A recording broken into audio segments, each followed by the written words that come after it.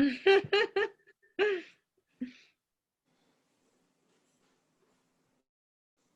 wow.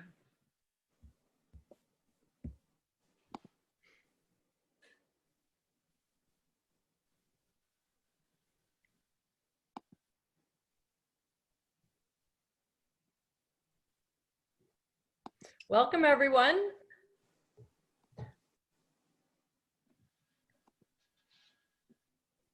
The list is growing fast. I know. It's exciting.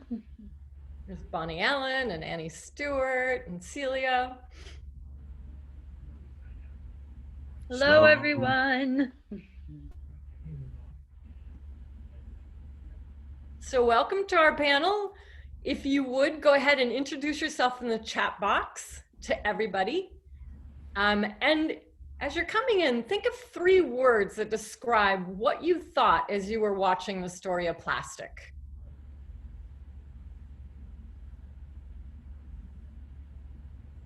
Hello, Jerry Wilkinson. Hello, Karma. And make sure if you want to say hello to everybody to change the setting to everyone as all, opposed to just all panelists or participants. So right now you're saying hello to us. And if you say hello to everyone, you'll say hello to everybody who comes in. And there are now 28 of us in the room. We're just gonna pretend that we're at Sonoma Mountain Village and that we're coming into the room, and we're gonna go ahead and get our name badge, and we're gonna say hello to people we know, and then we're gonna go sit down. Yeah, those were the days, huh? Yeah, really. Missing them. Yeah. So there are 31 people in. We had 173 registered this morning. I'm not sure how many we're gonna get. I see Renault has joined us. Hello, Renault. Powers. Okay, so Leslie Lukash was depressed, motivated, and determined when she was watching that movie. So anyone else want to say how you were feeling when you were watching that movie? Or when you finished watching The Story of Plastic? Awful, hopeful, youth, scared. Hey, Bonnie, we're gonna put in the chat for you a new link to the movie, and they're gonna keep it up for us, so you'll be able to watch it after this panel discussion or anytime over the next few months. And Marie felt saddened, enlightened, and energized. Wow, okay. All right, so there's 38 of you here now. We're just giving some time to let everyone come into the webinar and asking people to go ahead and introduce themselves in the chat box to everybody and describe 3 words that describe how you feel when you were watching the movie. Hello, Victoria. So how to get subsidies adjusted, substitutes for plastic and cellophane, yeah. Hello, Amy's Kitchen. Okay, 39. I think this might be all we're gonna get since it's been a couple of minutes now. Yeah, and people may still drop in, but yeah. So welcome everyone. Hello, Victoria. Movie makes me sick, miserable, and how do we deal with this horrible situation? Well, you're at the right place this morning. It's disgusted, sad, and angry, Brian Lee. Okay, well, we're gonna get hopeful. Because I think, you know, we think globally and act locally. And this panel discussion this morning is really about now watching the movie, and it really is obviously a global level. And our panelists here are going to talk about what we're doing here in Sonoma County. You know, where does our waste go, and what we can do. If you just go back a minute, Marie, sorry, I'm skipping around in my presentation. But just want you to know that all the panelists are gonna be answering your questions. So use the Q&A to share questions that you'd like to have answered. If something came up for you during the movie, go ahead and put it in now. Or once the panelist has given their presentation, go ahead and put a question in. And then we're gonna spend the last half an hour this morning that we're together actually answering your questions. So that, and the panelists will also be monitoring the Q&A when they're not speaking, so they can answer your questions that way as well. Thank you for being here. Thank you for taking time to participate. And welcome to our Story of Plastic panel discussion. We're hosted by Zero Waste Petaluma. I'm Delinda Fisher. I'm the Vice Mayor of Petaluma, and I'll be moderating our discussion this morning. Joining me today are three local experts: Leslie Lukash of Zero Waste Sonoma, Lisa Moore of Recology, and Will Bax of Renewable Sonoma and Sonoma Compost. So Zero Waste Petaluma is a passionate group that was formed early last year to raise awareness of the issue in our community. I want to take this moment to thank Daily X, 350 Petaluma, and Santa Rosa Junior College, as well as our panelists, for being here with us and for helping spread the word. And I want to thank all of you this morning for taking the time to join our discussion. We'll first hear from our panelists, and then we'll take time to answer your questions. So with that, I would like to turn it over to Leslie Lukash. Great. Thank you so much for organizing this. I am just pleased to be a panelist on the webinar today. So I am the Executive Director of Zero Waste Sonoma, and with that title comes a lot of responsibility, especially when I see a movie like this. It makes me want to figure out how we can take more action here locally. We have been working locally on different initiatives. One is we worked with, or we've been passing the Zero Waste resolution. We have numerous cities who have stated zero waste is their goal, and that includes Cloverdale, Healdsburg, Windsor, Cotati, Petaluma, and Sebastopol. And we're actually working with all the other cities to pass the resolution and the county, but then COVID hit. But they were all, we were working with all the jurisdictions to state zero waste is their goal. In addition, we've been passing the zero waste, or I should say, the polystyrene ordinance to ban single-use polystyrene. And we also got a number of cities to pass that ordinance, and that includes Cloverdale, Healdsburg, Sebastopol, Windsor, and Petaluma. And again, with that ordinance, we were working with all the jurisdictions until COVID hit, and we are going to continue on when we can get on those agendas with the city councils. There are just many great things happening in the community that people may not be aware of around zero waste and reducing single-use plastics. Where I live in Windsor, a group has formed called Wasteless Windsor, and the Thursday night concert series, we've worked with all the vendors to have them use correct compostable and recyclable products.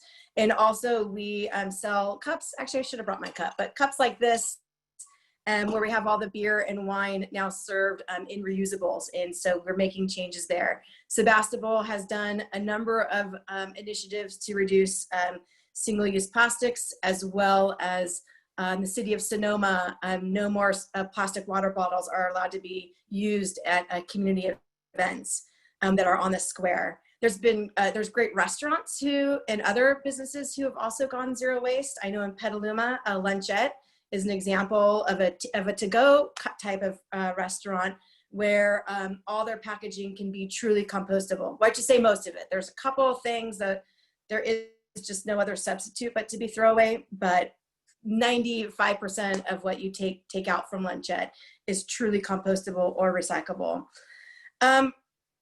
I have hope. I'm seeing just a lot of movement at the local level on reducing plastics, but also at the state level. Right now we have two bills going through the Assembly and the Senate, SB 54 and AB 1080, and that's called the California Circular Economy and Plastics Pollution Reduction Act.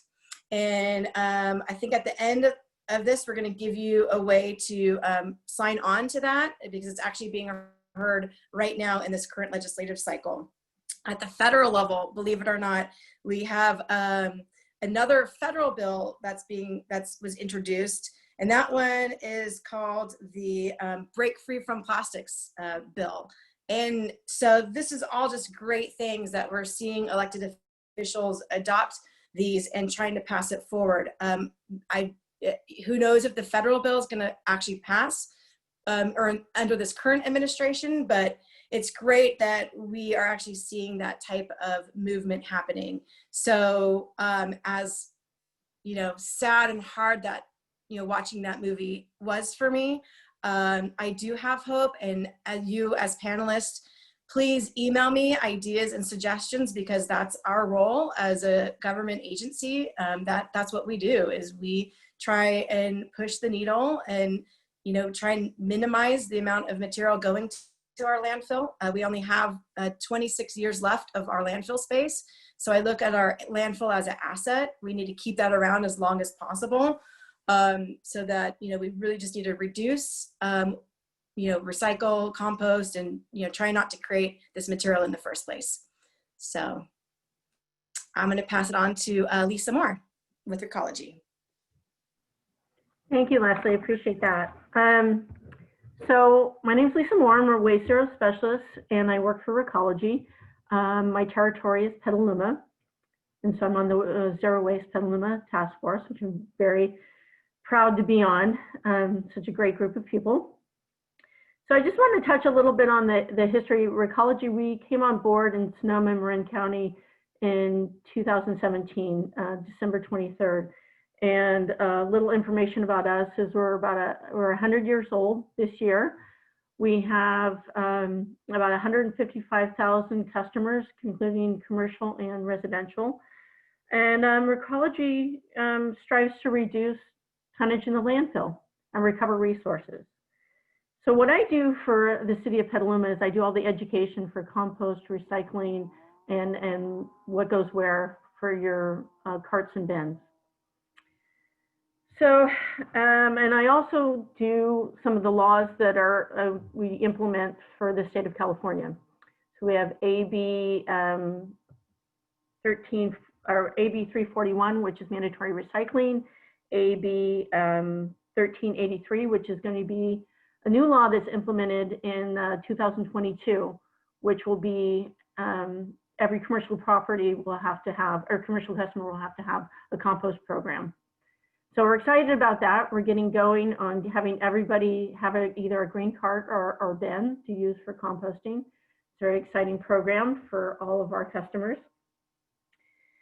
So a little bit about what goes where. So I brought some examples, and I know I only have a couple minutes, so I really wanted to kind of get a little bit of what goes where, because I know that's one of the key things for when I do education is people always come to me and they have something and they're like, we have no idea where this goes.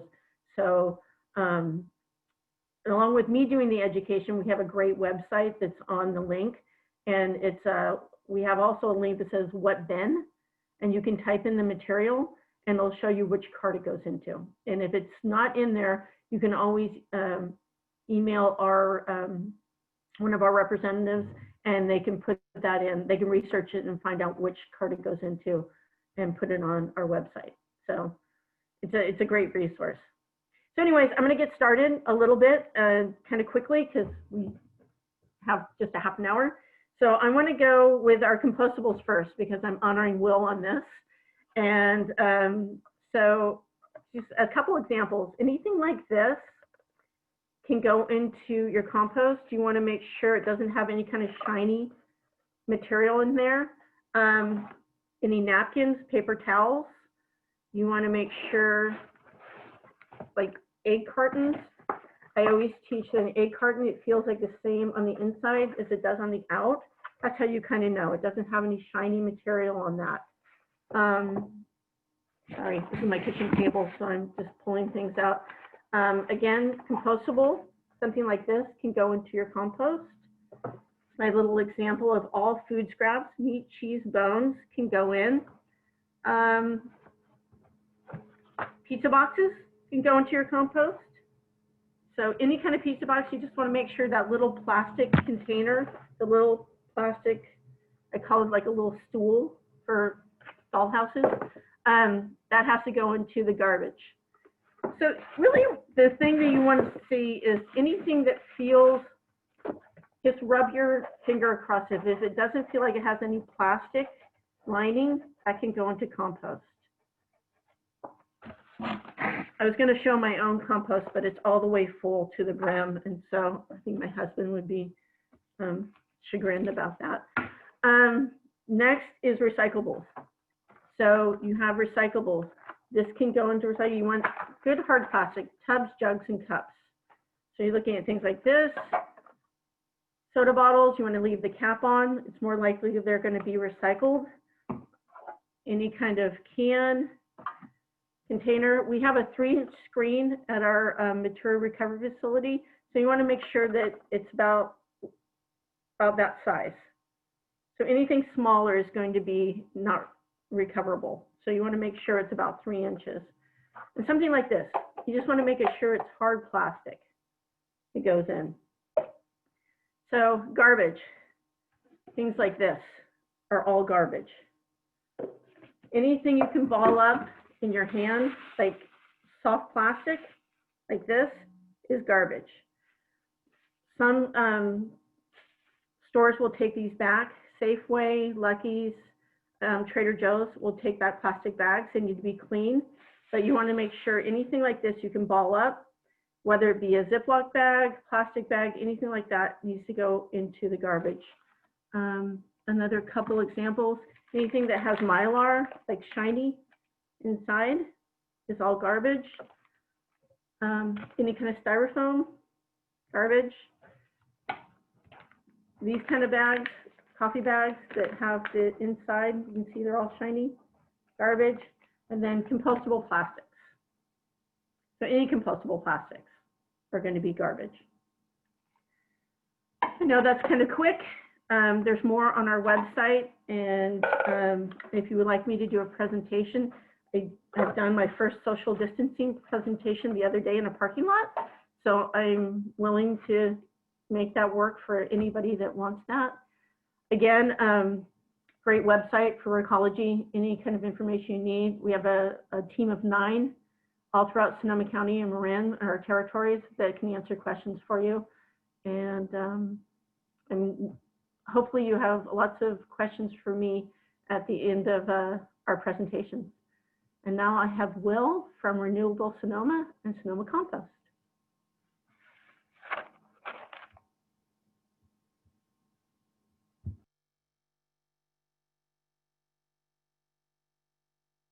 Unmuted now. Thank you, Lisa.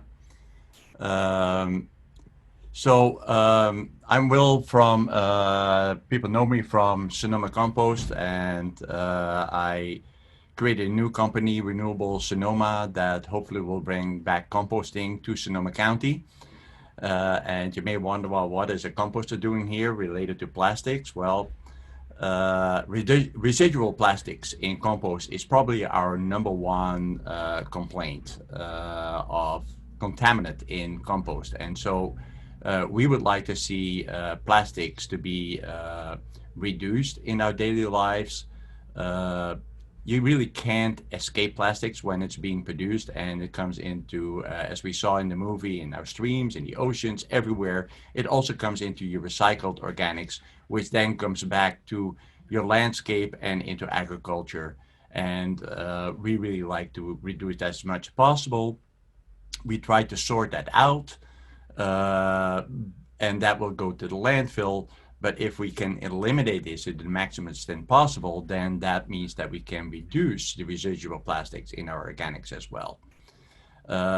In our next frontier of organic recycling, food scraps is really the biggie that is still going mostly in a landfill. We're getting moving forward. Recology does a great job in increasing organic recycling with food scraps. However, what we find is that there's more contaminant in food scraps, and part of that is the ick factor.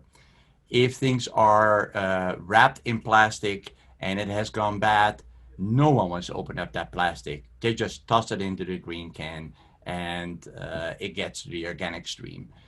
So we have vested interest in seeing plastics being reduced in our society so we can get cleaner material to process. One of the things that then come up on the other side is the compostable plastics, and the movie briefly touches on that. And it is not as compostable as most people think. And And the thing that I want to mention there is maybe yet, but there are problems with it. And so really like to look at, it's like, well, when it comes into a compost facility, it just looks like a conventional plastic. And so if I have sorters cleaning up my material and the material cannot be identified from conventional plastic, then it will be all sorted out and goes to the landfill. That's a greenwashing. People will spend money to think that they are doing something that is positive, but actually it ends up in the landfill, and that's not what we want out there. If compostable plastics are not discarded properly, they behave like plastic. They will still blow away. It gets in our water streams. It will kill animals and breaks down into microplastics. And it does not break down outside of the compost system. So it is still like a plastic contaminant when we have compostable plastics that are not going through a compost system. In the compost system, not all of them break down at the rate that compost breaks down. And so in the end of the compost product, we may still have compostable plastics left over. And we do not want that because the public will view compostable plastics still as a contaminant. Now, it used to be that we had 100% plant material that would make compostable plastics. That's no longer true. What they have found is that if we add an oil product in there, it may have the formula of compostable plastics. So in other words, in the system, it may break down. However, it is still an oil product. And we want to get away from the oil industry, as the movie said. It's like it is the oil industry looking for new markets. There is another new market in compostable plastics for the oil industry. When we grow plant material, why did the oil industry not oppose to compostable plastics? They still sell fertilizer, they still sell pesticides, they still have transportation, they still have processing. All of that takes oil, and therefore they still have a market out there. So the oil industry still has vested interest, particularly if they can insert the oil into making compostable plastic, then they still have a vested interest in promoting this industry. We want to get away from that. Also, the compostable plastics are not allowed by the National Organics Program. For as long as I've been composting, that since 1985, I have always produced materials that were allowed under the National Organics Program, allowed in organic agriculture. Compostable plastics are a synthetic and are not allowed in organic agriculture. So we really have to ask the question, is it really compostable if a facility cannot accept that and compost it, because then therefore you do not make a product anymore that's allowed in organic agriculture. And we are working both with BPI, the Bioplastic Products Institute, to look at, can we get some of these products allowed for use in compost? And I really like to see film plastic so that we can have compostable plastic bags to be used, because people want to remove the ick factor. If you have a compost container out there that Recology provides and other containers are available, they want to see a clean container after you drop out the organics. And if we can put a compostable plastic liner in there, that will actually increase the recycling of organics by 70%. And so if we can get to a level where we would just allow compostable plastic, and there's a precedent for that in agriculture, to do that. Film plastic was allowed in agriculture, and get that allowed for general use, then actually we can divert more materials. They will decompose into in the composting industry, and we get extra diversion going on. So that's a movement, I think, where we can move towards. I do not want to open it up to everything. I do want to be a receptacle for dashboards, toothbrushes, etc., that are also made out of compostable plastics anymore. It's also, I think, good to mention here that most corn is GMO corn that's used for this here. And I know that, for instance, Biodynamics has a problem with that, and a lot of the public also would not like to see GMO to be used regularly in our society. Looking at Sonoma County, if we are going to accept any compostable plastics, I think that we need to look at those products that will be allowed by the National Organics Program, because my company has decided that it is really important to have material that you can sell to the public as organic. And Leslie can comment on this as well. We work with her and a lot of people in the community looking at what products could be used in composting. Fibers are okay, but compostable plastic must be approved before in the National Organics Program, or else the costs go up tremendously. The products must be clearly identifiable. They look like regular plastic, and as long as they look like regular plastic and they are not easily identifiable, they cannot get into organic stream. We need to limit products that are considered compostable. It's like, and that needs to be very clear to the customer of what is compostable and what is not. As was mentioned earlier, Lunchette went a long ways in using fiber products. They're perfectly fine as long as they're not PLA lined, do not have a wax or plastic layer on it, then it can be composted. They actually would not go back anymore to any other products. I think they have set a great example of what is possible. It is not cheap, it costs extra money, but they're really committed to doing so. And if the rest of the restaurants can catch on to this here, I think that would be wonderful. And with that, I think I'm going to turn it over now to Delinda, and we can go into a question and answer session. Thank you, Will. First, I have a question about, we talk about this on various levels. Do we reuse? Do we recycle? Do we not consume as much to start with? But I want to talk more about where our products are going, like what percentage of what we are actually consuming in our county are getting recycled, and then where is that product going? And maybe Leslie, start with you, and then I'm going to slip down to Lisa to talk about it. I know it's a little proprietary for you, Lisa, but just generally, maybe how far is it going? Because sure. I know that our compostables, as Will said, are not being composted in Sonoma County anymore. So we have this transportation factor that takes space. So yes, Leslie. Sure. So with our recyclables, luckily we still have markets for all the materials that we have traditionally had in the past. The challenge is we used to put our recyclables in a barge on a reverse commute to China, because China is producing all these products that we want cheap and that's sold, in stores.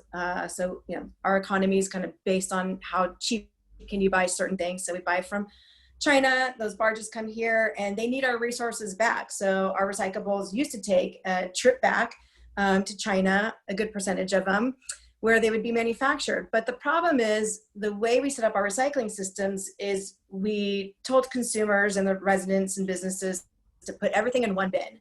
When you put everything in one bin, it has to be unscrambled on the back end at the recycling facility.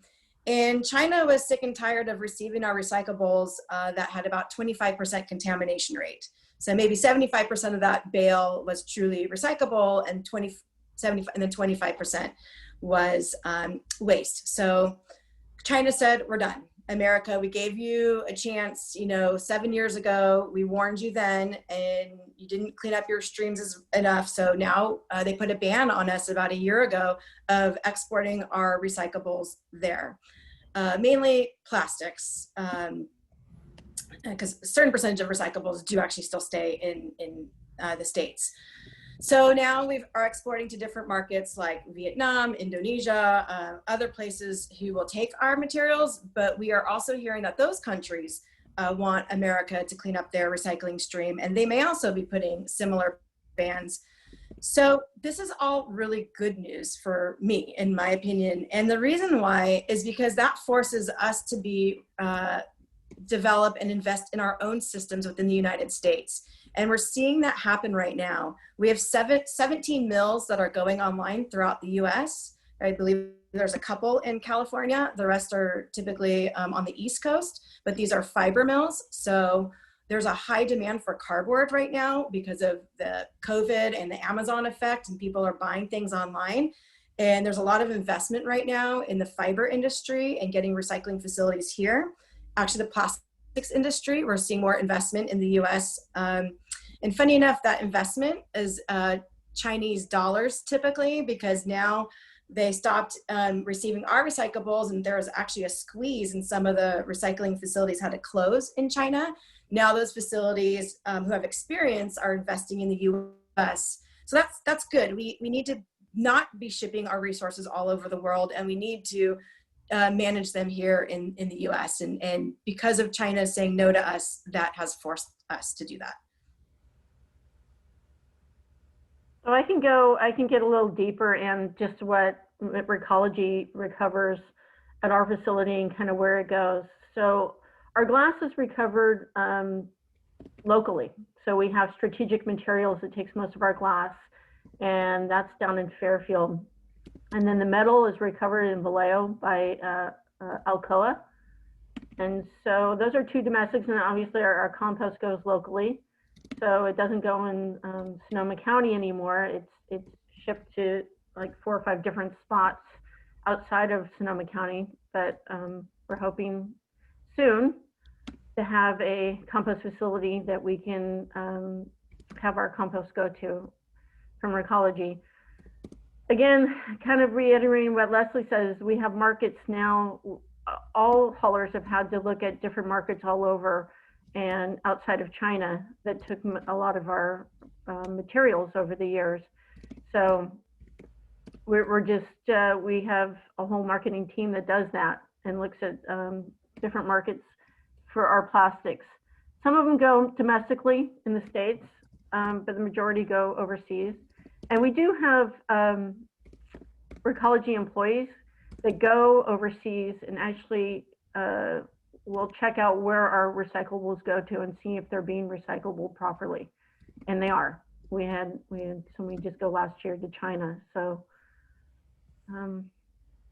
it's kind of, you know, we're all looking for markets. Great, thank you.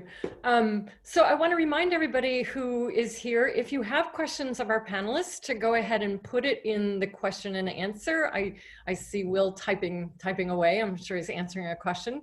And then I'm going to turn to those questions now. And the first one is from Bonnie Allen.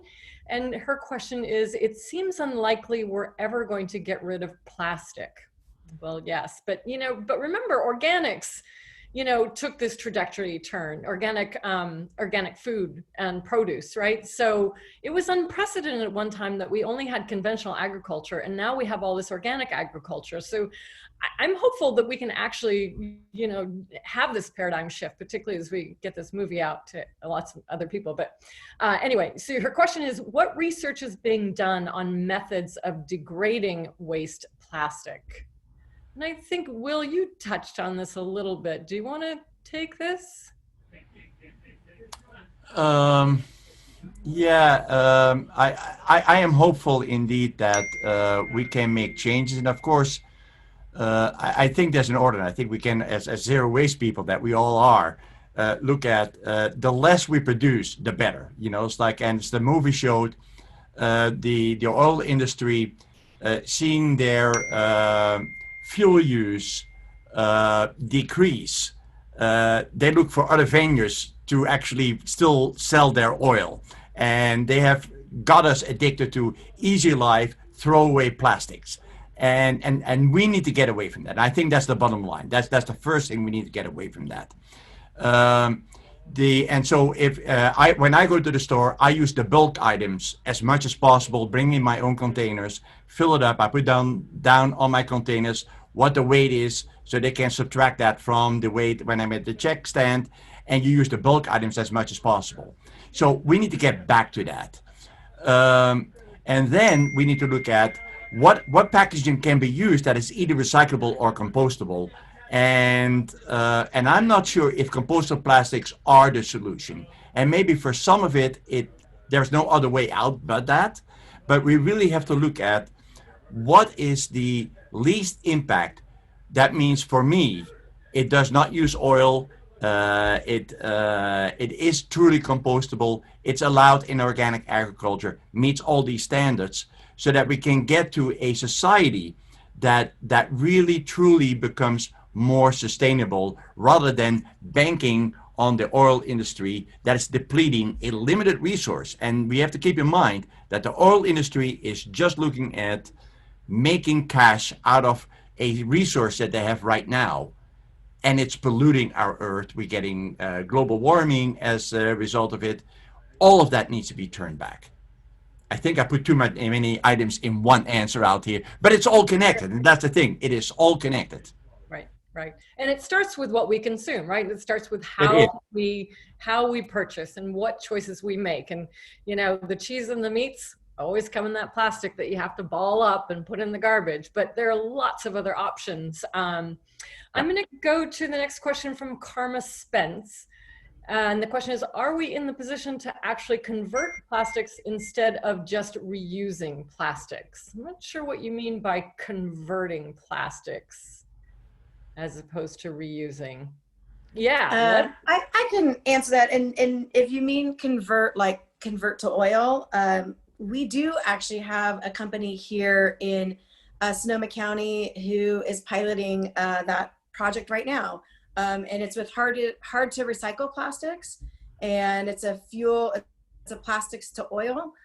There are some controversies about that, but to me, I think that that's a good thing, because instead of shipping these plastics all over, I mean, yes, we want to reduce plastic production first where we can, but where we can't, maybe this is a local solution. So instead of having to ship things by truck, by rail, by boat, now we can just manage the plastics we generate here in Sonoma County, the hard to recycle plastics. And I know, Lisa, you probably have more to say on that one.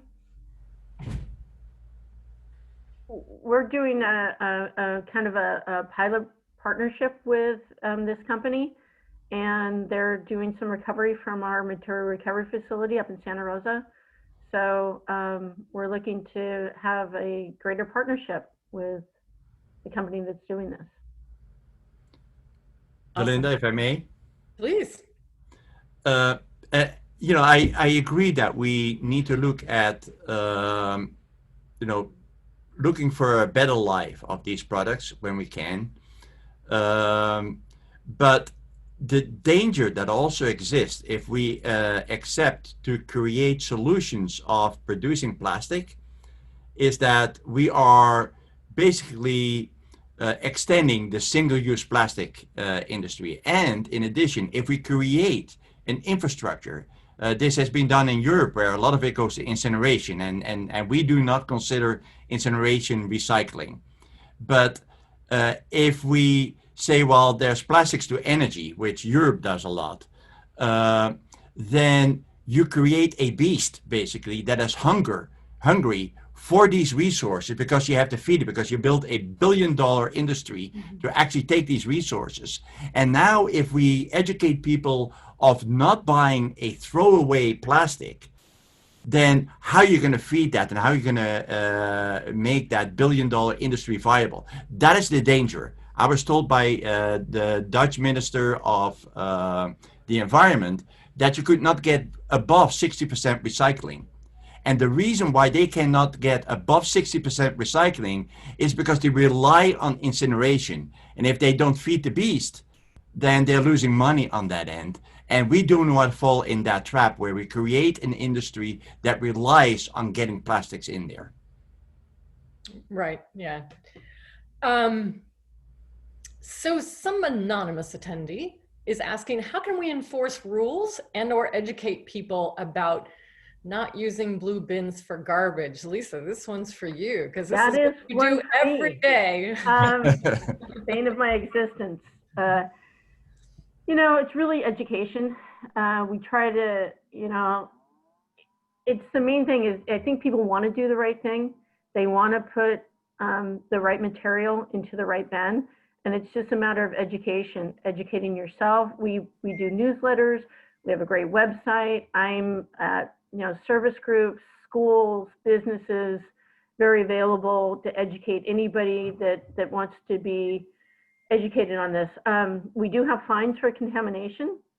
So if a resident or a commercial business does do some kind of contamination, we try to give them, a good education warning. I go out, I do phone calls, I touch base with the business, I see where the problem is, but we do fine. And so you don't want to get to that point. You want to really try to get people to change their behavior. And sometimes it's just, like I said, they just don't know what goes where. So I had a company that was putting, all kinds of painted like fence posts in. And he said, well, I thought wood could go in there. And so, I'd say something, no, it doesn't. And they just don't know. So it's just, we're just trying to get the word out as much as possible. Right. And that's really what we're trying to do at Zero Waste Petaluma as well, and trying to assist with that kind of education. Again, why we're hosting this morning. And I'm not sure what our next brilliant idea is going to be about how to educate people, but that's really what we feel as though is our mandate. Shelley Adams has a question. Well, it just went away. Okay, what can be done to get the fast food restaurants to take more responsibility for the trash found all around the city? Yeah, I live next to Petaluma High School, and not right now, but it used to be that, after lunch, that it would be left on the ground. So I would just pick it up, but I'm not sure yeah. Again, I think it's an education piece. Leslie, thank you.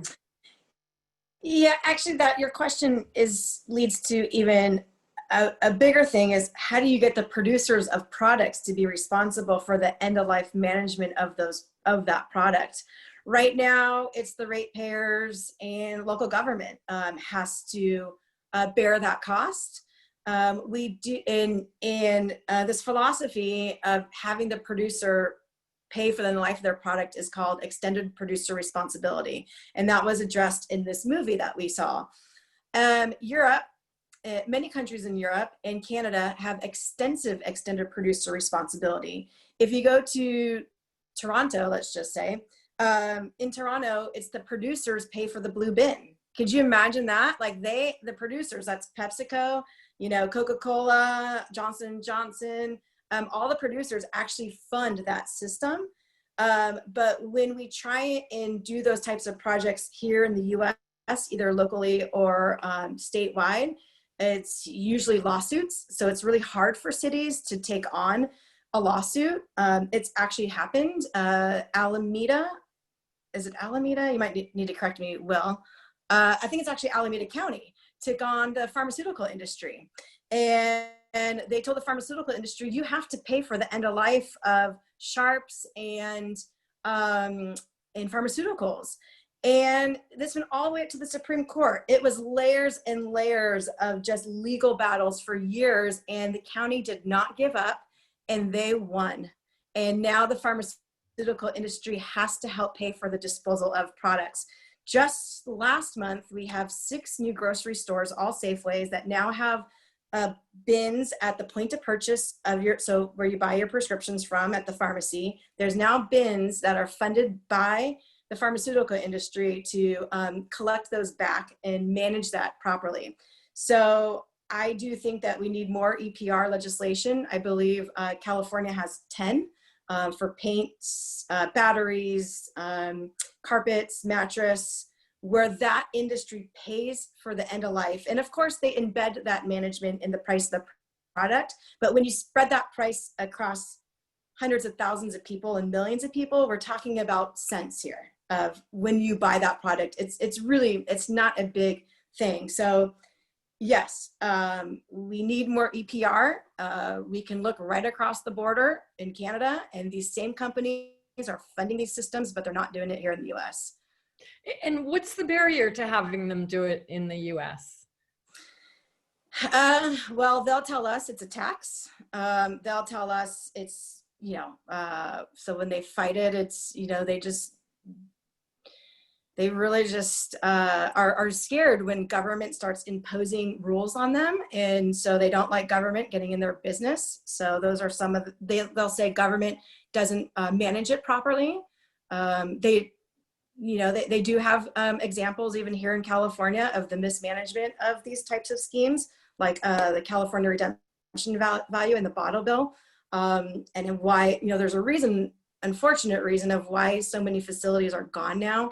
But they'll point to those types of examples. But at the same time, we know they can do it. They're doing it in Europe. Same companies are doing it in Europe and Canada. Right.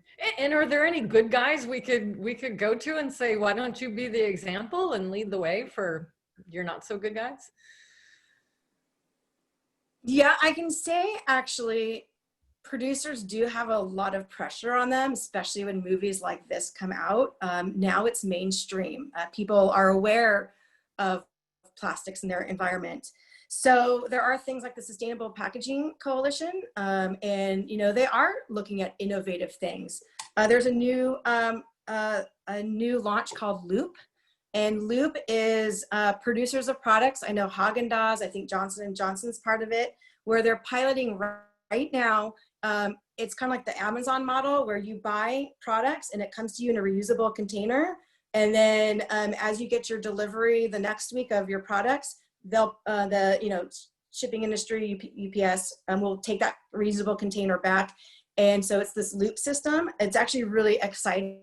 So they're piloting it, I think, in like 2 or 3 cities right now in the US, not on the West Coast, but I would love Sonoma County to be a pilot for Loop and see how many products we can convert from single-use packaging to this, Loop, circular economy or, reusable packaging. Awesome. Well, that's something to be hopeful about, right? Adrian Smith has a question. As a milk producer, we are trying to understand what happens to milk cartons if they are recycled. Well, I don't know that milk cartons are recycled. I think that was part of that shiny example, but what happens once they are transferred to Napa City compost? Are they sold to the Carton Council? And what does the Carton Council do with them? I can take this one. So I don't think they're sold to the Carton Council. They're sold to another company. They're actually broken down where they're taken apart during like a heating washing system where the pulp is extracted out of it. And then there's a small byproduct from the lining that's in the milk carton. We take them in Recology, and they are recyclable, and we have a relationship with Napa Compost over, obviously in Napa, and they take them. And so we've had this partnership, and it's great because Clover Sonoma now, so my roots in Petaluma, is definitely one of those companies that we want to support. And so, yeah, we're taking them in the same, hopefully. Awesome. So Shelly Adams is back with another question. Can we get a random audit of residential and commercial recycling or compost? Oh, just went away. Warnings followed by additional fees for those that do it wrong. And I think, Lisa, you kind of touched on this. I know you do that for commercial, but do we do that for residential at all? That Yes. auditing? Yes. We don't have, so our drivers do most of the auditing and they tag. Mm-hmm. And so when we get folks that are, remodeling their whole kitchen and putting it into their recycle bin that week, they definitely get a tag on there. For for contamination, for overfilling, there's quite a few different things that we put on our tag. We deal with contamination weekly, daily for commercial and residential. And it's just really corrective notices saying that you can't put this in, or you're putting plastic bags into your recyclable, recyclables aren't, you don't bag your recyclables. So it's a lot of that is what we get is you don't bag your recyclables. So, like I said, it goes back to education. We try to put a tag on a recycled container and just saying, And it's very simple tags, you know, a lot of pictures of what's in there and what's contamination. Awesome. Laura Schaefer has a question. What is the political push for the producer responsibility? And I think, Leslie, you've really answered that. Yeah. Suzanne Clark. I have seen the blue bins and green bins. This moves every time I go to read this. In my neighborhood that are completely filled with the wrong materials. Is that homeowner informed fine for doing so? If not, they will do it again the next week. So I think Lisa just responded to that, Suzanne.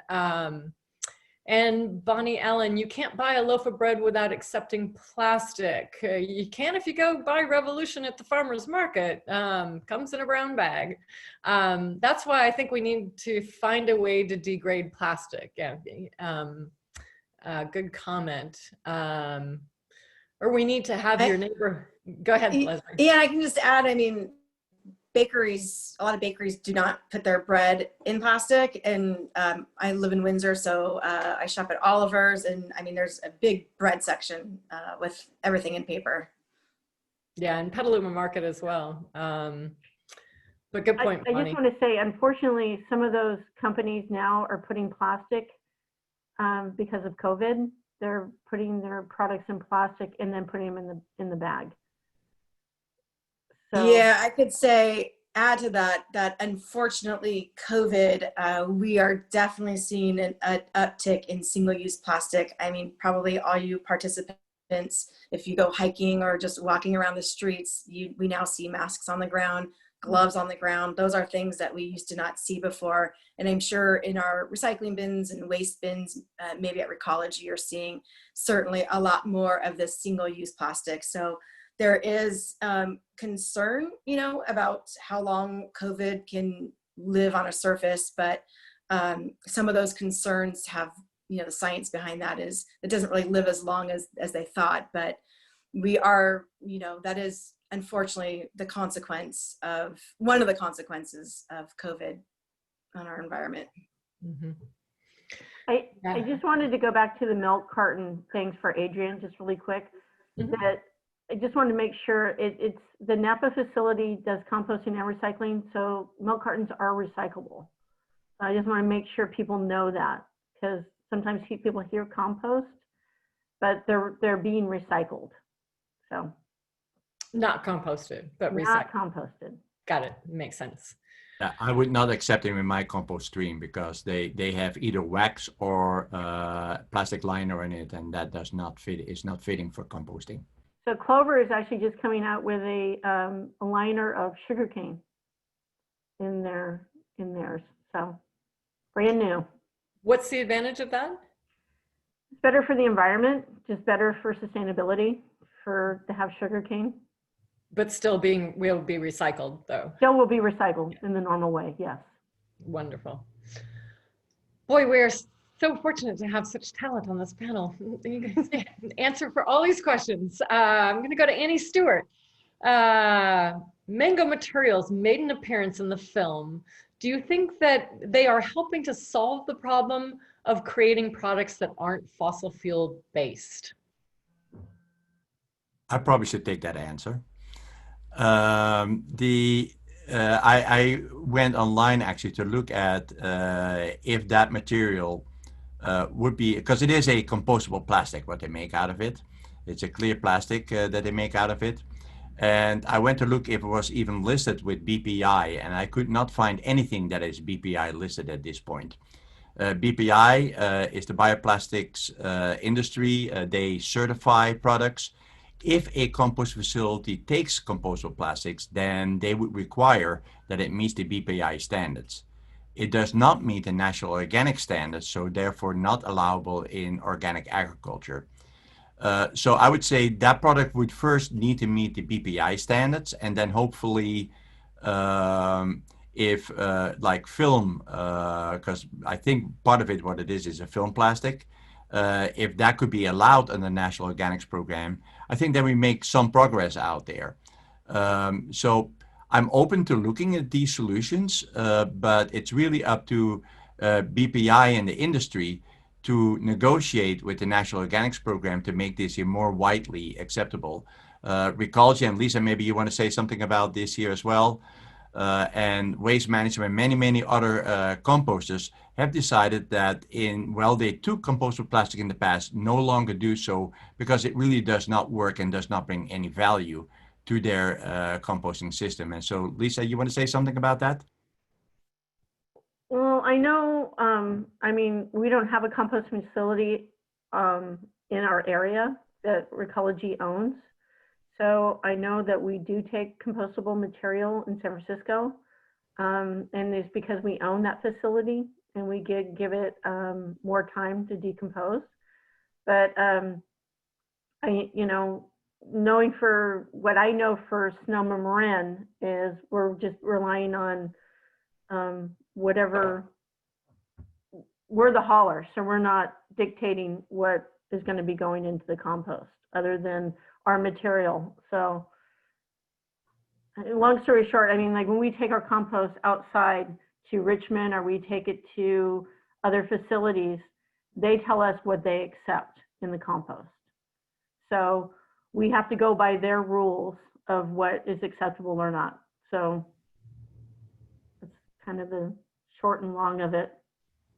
So keep unmuted, Lisa, because there's a question for you from Adrian Smith. How many years do we have left in the Sonoma County landfill? How do fires impact that? I've often used this fact with people. And I think, Leslie, you also mentioned, why don't you go ahead and take that in terms of, I think you said 26 years left. Yeah, so 26 years left. So on average, we throw away about 380,000 tons of waste per year in the landfill. The 2017 fires generated over 1 million tons of ash. And that ash did go into different cells in our landfill. I think we lost about a year is what they're saying. From all that ash. And the reason why it's not more than that is because the ash compacts very easily. And so, yeah, we have to, as a government agency, that's our role, is we calculate all that ash debris and fire debris and actually debris from the floods. We have to categorize that. So that is something that we're tracking as it makes its way to our landfill. Mm-hmm. All the more reason to take care of our climate crises, reduce our fires. From Jennifer Burnt, would it be helpful to put more pressure on the big companies to use the same kind of plastic so more of it could be recycled and reused? Is that realistic? So yeah, more consistency. And that's, looking upstream. These companies, they do have to deliver a product in packaging. And when it comes to food, there are certain food standards so that plastic or whatever packaging they're using, has to, comply with different health regulations. But producers of products, for us to buy them, the product itself is an advertisement. So when we talk about consistency across the market, and this has been discussed at the producer level, it's just really hard to get them to budge because Tide wants to be that bright red because they stand out compared to the Clorox brand that's white. So it's really a branding and marketing thing that they look at their packaging because they're trying to sell their product. They're trying to keep their product safe in transportation, and if it's food, they're trying to keep it safe. But on the other hand, they're also trying to sell something, and they need a gimmick somehow, and they use that box or that packaging to get our attention. Right. So it goes back to the consumer, right? Yeah, that's why farmers markets are great because you can buy straight from the farmer. There's not a big footprint to get these products transported all over, all over the nation or the world. And you just support local markets, and you can bring your own bag. And a lot of times it's brown bags if they have bags there. We are so spoiled that we get frozen products and frozen dinners that are, sent to us. But if you can just get in touch with your local farmers and make your own food and try and get back to how things, kind of were, how our grandparents, did it, or at least my grandparents. There's probably people a lot younger than me. It's great to, support that kind of industry and not produce greenhouse gases and trash along the way. Yeah, exactly. So this goes to the next question: is what is the possibility of returning to glass bottles and to reduce one-time use plastic bottles? And I was thinking about when I was a child.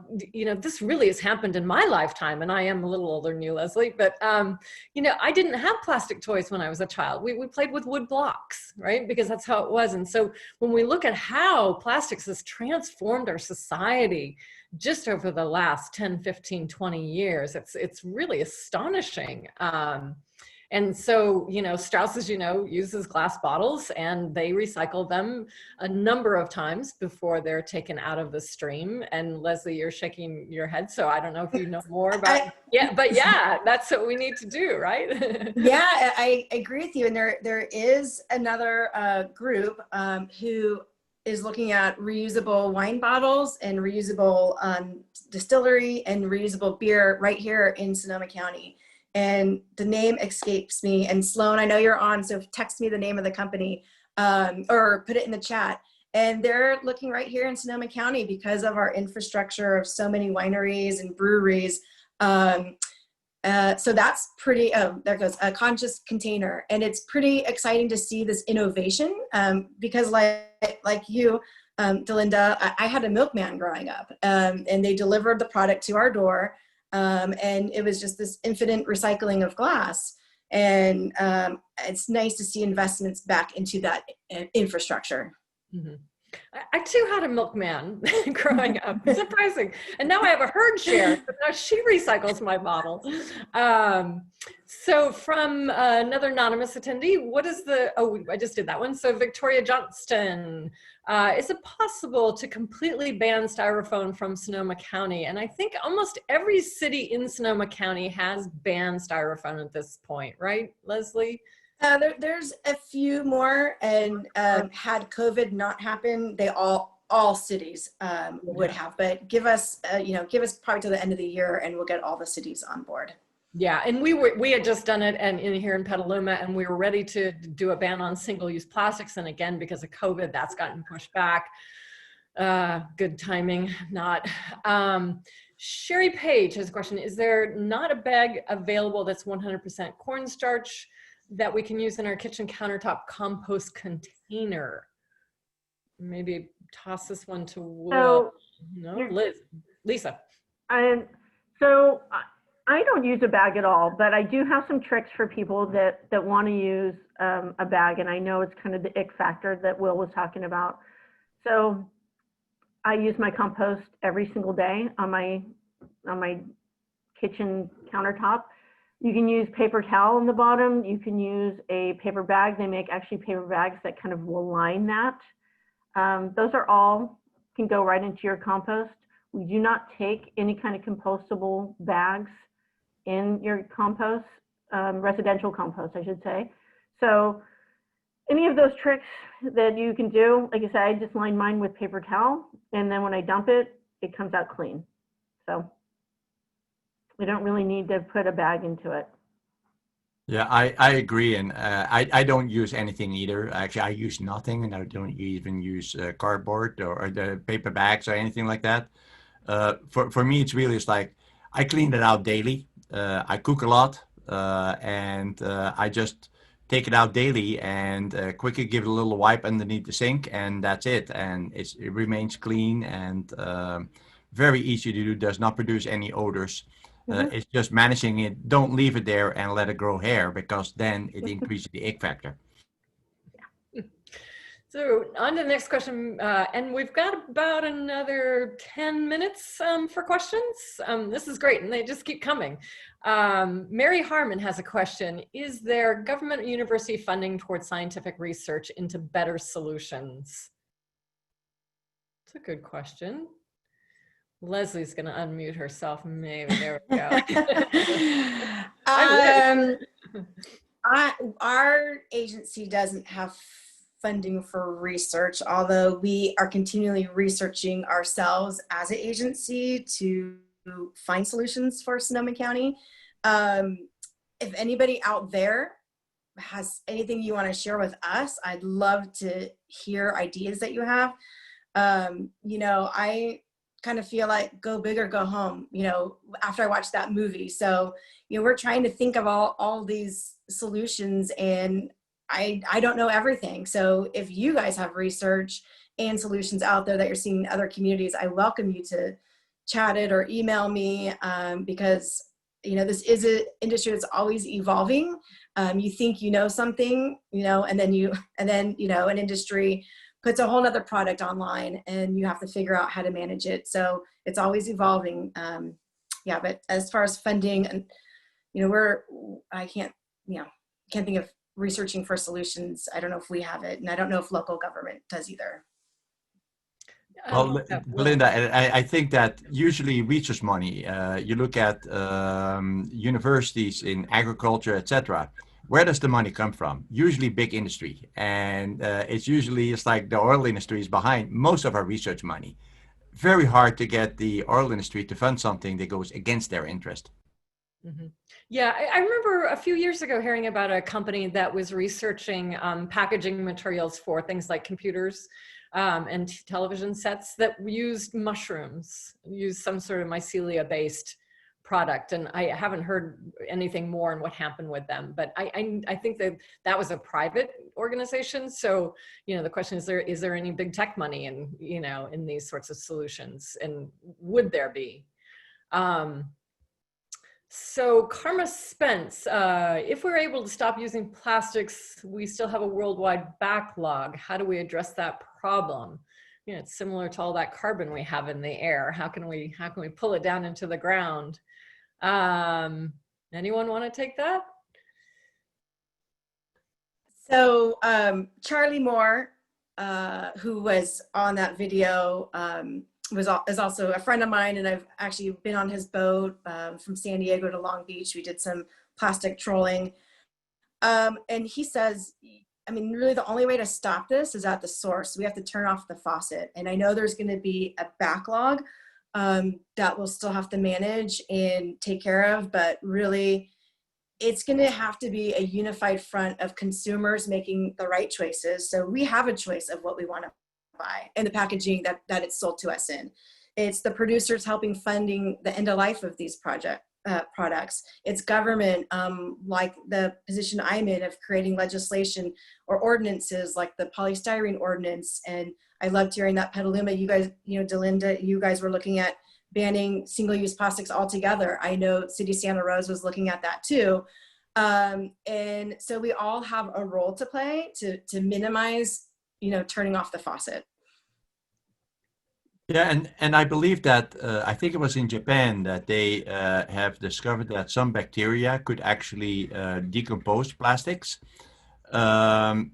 Again, where it comes down to then, that takes money to develop an industry like that. And what I would recommend, if you do that, it would have to be subsidized, that you develop it only to catch up on the existing pool of plastics that we have, but not be dependent on creating new plastics.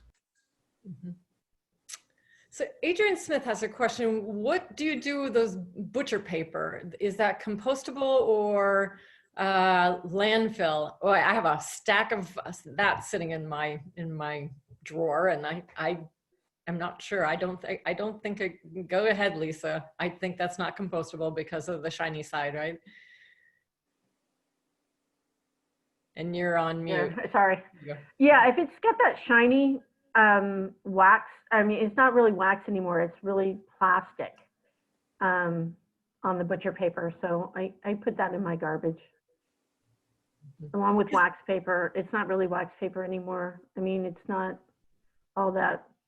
We've done a lot of experiments. We actually did a little experiments on parchment paper, because I do put parchment paper into my compost. But parchment paper can, you can actually light it on fire and it just burns up really quickly. I know that's something, a little experiment there, but so parchment paper is okay. Is that experiment that people can do to know whether it's compostable or not? Well, we do it in our, and you know, there's 9 of us. And so a lot of times we take a product and we put water into it, or we do, you know, kind of figure out what is it compostable? It was recyclable? I mean, we all look at it, and we've done a few little experiments that way of whether it can be composted.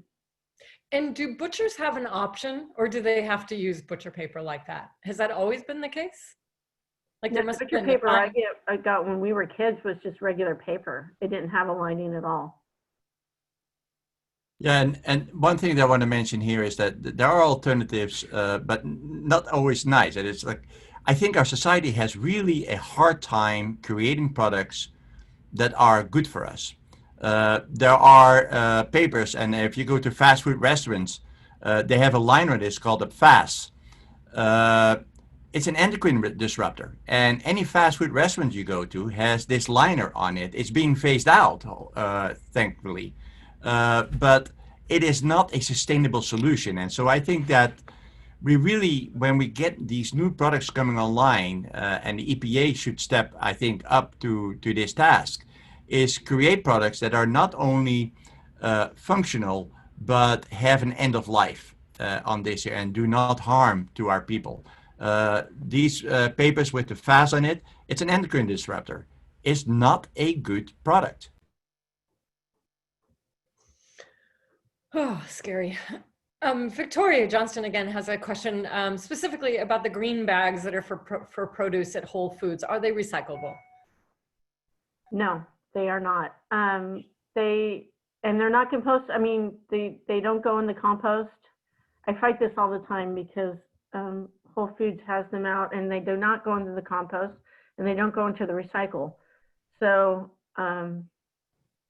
Actually, on our website, if you go to zerowastesonoma.com, we also has a what goes where, and there are we call that kind of plastic film plastic, and there are some points of sale where you can take back those plastic bags. So there are take back programs that those companies, businesses sell, and what they do is a reverse commute, because when like let's say Home Depot or Walmart receives their products, it's usually wrapped with film wrap, the pallets are, so they themselves take that pallet wrap back to a distribution point. So we do have I don't know how many, it's off the top of my head, but there are companies, I believe Home Depot in Windsor does it. There's other ones too where you can take that plastic bag back to the point of purchase. So I just a clarifying point. I think she was talking about the compostable bags. Okay. So these are the compostable green bags that Whole Foods has for all of their fruits and vegetables, and that is not, it's not being able to put into that plastic bag bin in the front. Yeah, all of our compost facilities that we use, none of them accept them. And I should say, even when we talk about like the BPI certification, there are, let's see, I'm pulling up. I actually just gave a presentation on this last week, believe it or not. So I have a PowerPoint presentation that I'm gonna pull up. And so in California, there's 160 compost facilities. Only 38 of those right now collect food waste. And of those, only 14 of the 38 accept BPI certified products. What we have found is when we reached out to them is that those materials are actually getting screened out. And because people at the compost facility don't know, they can't tell the difference between the two. So that's actually come to light as well, is that even though they're accepting it, it's still getting screened. The compost industry, I know the products industry wants to get, products on the market, but the challenge is the compost industry doesn't want it. And that's where that friction is, and it's just not here in Sonoma County, and it's not, Sonoma Compost, Renewable Sonoma. It is, all around us. All the counties that we ship our compost to don't want it. So that is a friction point or a pinch point in the system. Mm-hmm. Yeah. So we're coming up on 12:15. We got to most of the questions, and for our panelists, is there any last word you would like to have? Anything that came to mind that you didn't have a chance to share, Lisa? Yeah, there was just one thing that I forgot to clarify, and just a quick thing. I know everybody wants to know where their materials go to. So I forgot to do just one point that the 1 and 2 resin materials for plastic go to Alabama, so they do go domestically. Other than that, you know, I just want to make sure that people know that we're a resource. Recology is definitely a resource for Sonoma County, along with Zero Waste Sonoma, and that we, you know, really want people to ask questions, and we're there for their resource of any kind of education. Awesome. Marie, do you want to go ahead and put up our last slide that we can share with people? Leslie put this together for us. Actions you can take, just things to think about. And we'll send up a follow-up email that will have a recording of this that you can share with folks if you'd like to. And also with a link to the, I know we put another link to in the chat box to the movie. If you didn't have a chance to watch it, or if you know someone else who you'd like to have watch it. With that, there we go. So as you read this, I want to go ahead and thank you all for participating, for the fabulous questions, and to our panelists. I'm honored to be here with you today.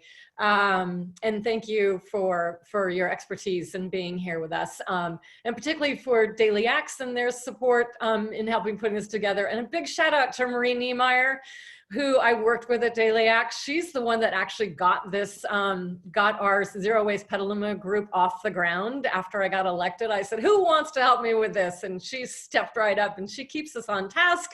Yeah, there she is. Thanks for help this morning. I think it's all I have. And so 12:15, it's a wrap.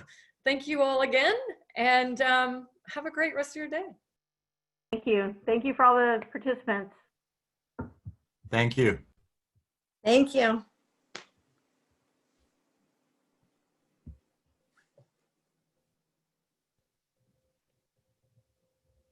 Can we stop recording, Marie?